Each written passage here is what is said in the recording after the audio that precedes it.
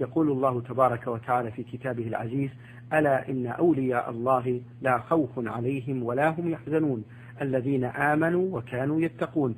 من هم هؤلاء الأولياء وما هي صفاتهم؟ نعم، هؤلاء الأولياء تكفل الله عز وجل ببيانهم، فقال الذين آمنوا وكانوا يتقون، وهذا أوصافهم.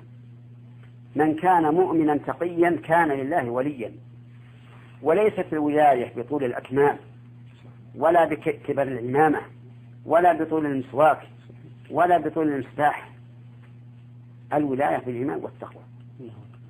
فمتى عرفنا أن هذا الرجل من المؤمنين المتقين الذين لم يجرب عليهم معاصي لا بترك واجب ولا بفعل محرم مع الاستقامة، علمنا أنه من أولياء الله.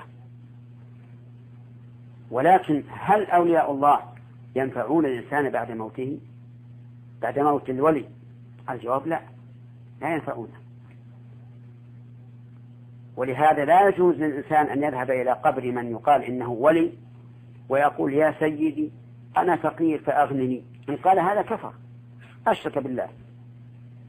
ولا أن يقول تأتي المرأة كما يقال، تأتي المرأة وتأخذ ترابا من قبر من يقال إنه ولي ثم تجعله في ماء وتشربه من أجل أن يأتيها الولد. كل هذا لا حقيقة له ولا صحة له ولا يجوز. والولي لا ينفع إلا نفسه فقط.